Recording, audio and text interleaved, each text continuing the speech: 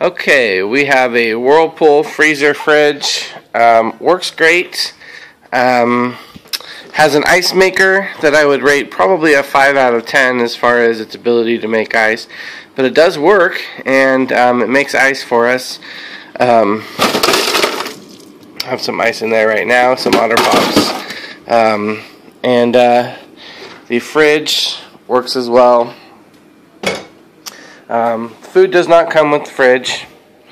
We're getting a new fridge today and looking for a new home for our fridge. Here's the side of the fridge.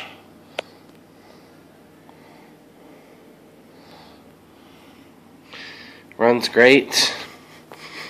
The instructions for the automatic ice maker water line hookup.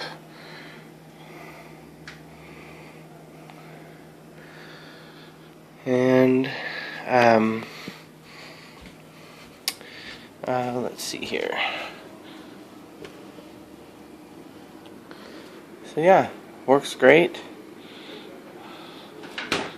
Closes, seals.